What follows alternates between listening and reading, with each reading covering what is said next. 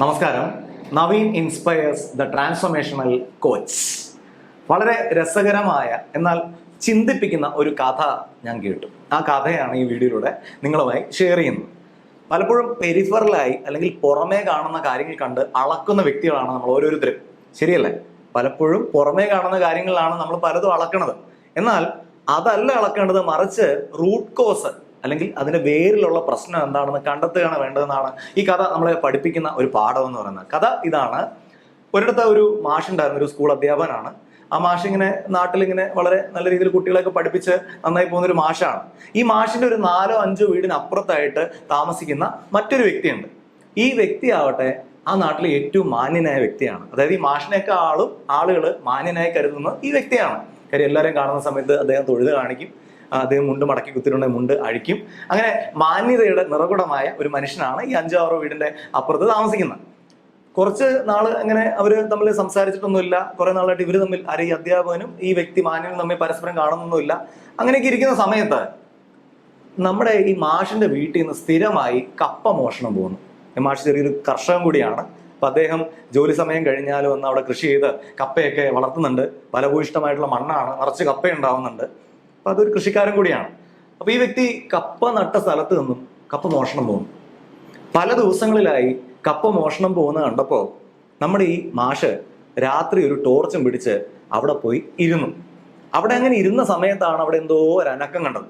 ഈ അനക്കം കണ്ട് മാഷ ടോർച്ച് അടിച്ചു നോക്കിയപ്പോൾ അദ്ദേഹം കാണുന്നത് ഈ മാന്യന്റെ മുഖമാണ്. അപ്പൊ കള്ളൻ കള്ളൻ എന്ന് വിളിച്ച് ആദ്യം പറഞ്ഞിരുന്നു ഈ ടോർച്ച് അടിക്കുന്നതിന് മുൻപ്. അതുകൊണ്ട് നാട്ടുകാരൊക്കെ അവിടെ ഓടിക്കൂടി. നാട്ടുകാർ ഓടിക്കൂടിയ സമയത്ത് ഈ മാന്യനായ വ്യക്തി അദ്ദേഹം നാട്ടുകാരോട് പറഞ്ഞു, ഒരു മാന്യന്റെ മുഖത്തേക്ക് ടോർച്ച് അടിക്കുന്നത് മര്യാദയാണോ എന്ന്.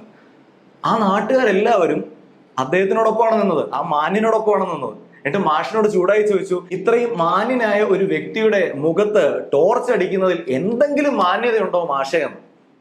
അപ്പൊ മാഷ് ആകെ സംശയത്തിലായി. കാരണം ഇത് മാഷിന്റെ തന്നെ പറമ്പാണ്, മാഷ് കഷ്ടപ്പെടുണ്ടാക്കിയ കപ്പയാണ്, അത് വന്ന് മോഷ്ടിക്കുകയാണ് ഈ മാന്യനായ വ്യക്തി ചെയ്തത്. നാട്ടുകാരും ഇങ്ങനെ പറഞ്ഞു. അപ്പൊ അതിനുശേഷം അദ്ദേഹം വീട്ടിലേക്ക് കയറി ചെന്നു ആ ടോർച്ചുമായിട്ട്. അതിനുശേഷം മാഷ് സ്വയം പിറുപിറുത്ത് പറയുകയാണ്, വേണ്ട, ടോർച്ച് അടിക്കണ്ടായിരുന്നു, ഞാൻ ചെയ്തത് മര്യാദകളായി പോയില്ലേ എന്ന്. സുഹൃത്തുക്കളെ, ഇതുപോലെയാണ് പലപ്പോഴും നമ്മുടെ അളവുകോലുകൾ നമ്മൾ ഫിക്സ് ചെയ്തിരിക്കുന്നത്. അല്ലെങ്കിൽ നമ്മളെയും പലരും പലപ്പോഴും അളക്കുന്ന ഇങ്ങനെയൊക്കെ തന്നെയാണ്.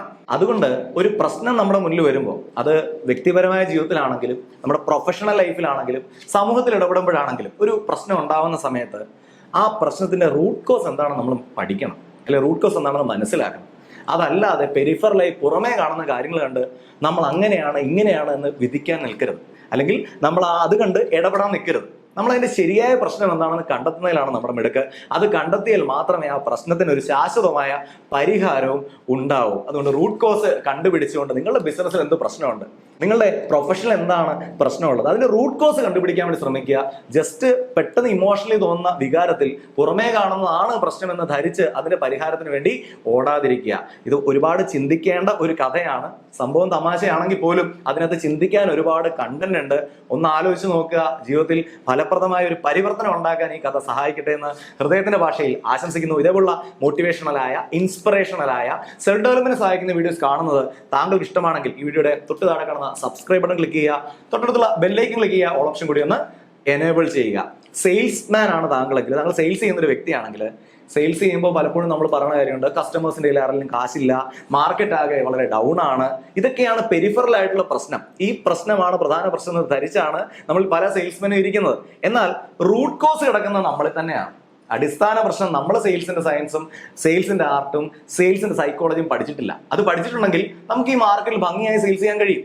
അത് കൃത്യമായി പഠിപ്പിക്കുന്ന ഒരു സെയിൽസ് ട്രാൻസ്ഫോർമേഷണൽ വർക്ക്ഷോപ്പ് എല്ലാ മാസവും കണ്ടക്ട് ചെയ്യുന്നുണ്ട്.